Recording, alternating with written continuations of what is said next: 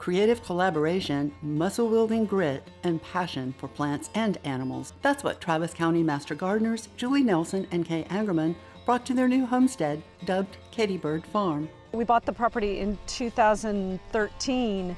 We had been eyeing it for a long time. One of our best friends lives next door, and we had spent many times on her back patio.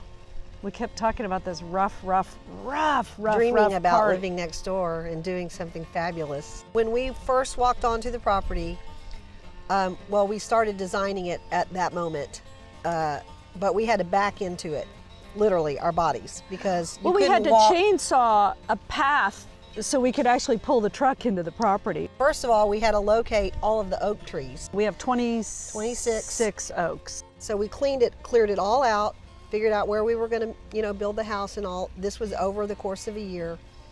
And then all of a sudden, the Blackfoot daisies started showing up, and some the blue native bonnets, yucca. We have and the yuccas the everywhere. four-nerve daisies and some grasses. And we were like, oh my gosh. Once we lifted that canopy, it was like everything woke up. Yeah.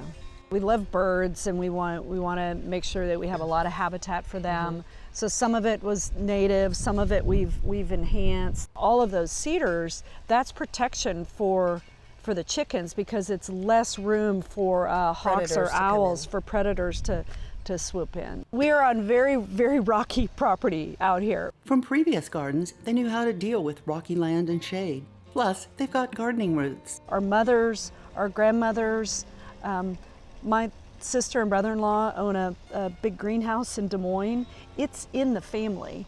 My family, they're all farmers in South Texas. When they moved to Katy Bird Farm in 2013, Halloween floods washed out the driveway. And so we ended up having to bring in a backhoe, and all of these large berms around the property are literally from our washed out driveway. Because they had to scoop it up and just dump it in a somewhere. couple areas. So we rented a skid steer ourselves, and we started forming all of these berms. We filled it in with some of the cruddy dirt that we had, and then good dirt, and then mulch. So you just layer this berm. Everything was done in such an organic way. Julie and I never drew a plan out, or had a plant list that we wanted. I built all the raised bed gardens, and we have to raise bed our vegetables because it's so rocky out here. Right. We tried hay bale the first season, and that was okay, but then we realized we actually needed a different solution.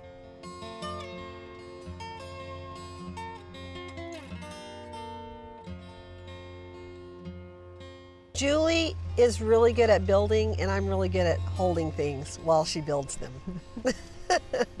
They did hire out for their sturdy and safe chicken coop.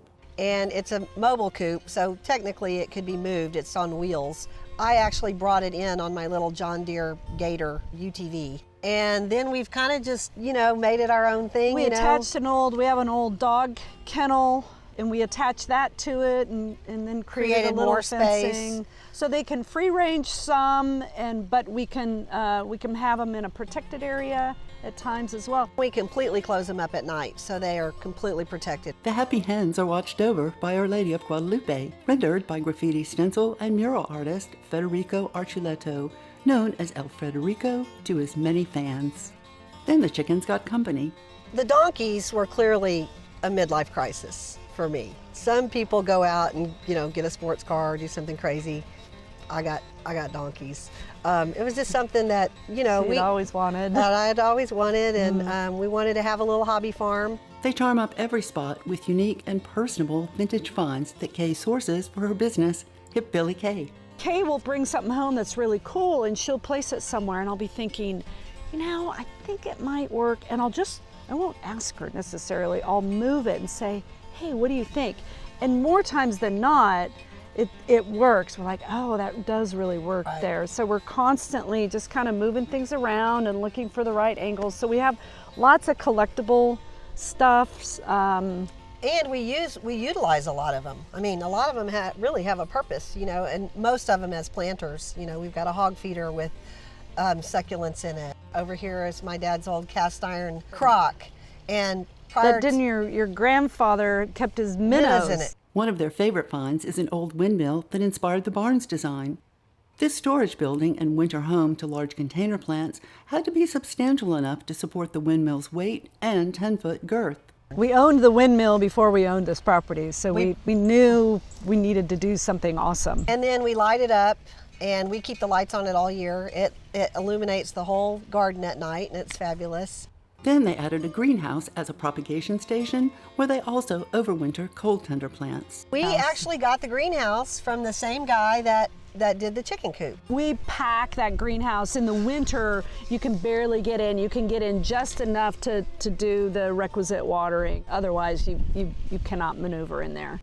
On super cold nights, a small heater in greenhouse and barn warms things up nicely. It's probably one of the biggest chores on this property is the winterizing it, because we have a big investment in our potted plants, and we don't want to lose them. I mean, we love them. Most of these plants in the pots we've had for 4 and 5 years that have made it through the winter.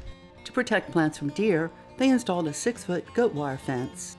So what's behind the homestead's name, Katy Bird Farm? My grandmother from South Texas, from Violet, Texas, a little town outside of Corpus, her name is Katy Burkhart. And she was an avid gardener. She was a rose gardener and a farmer's wife. I just loved my grandmother. In the vegetable garden here, we have a gate. That was her garden gate in her rose garden. And well, at first was the gate to the house, the old farmhouse.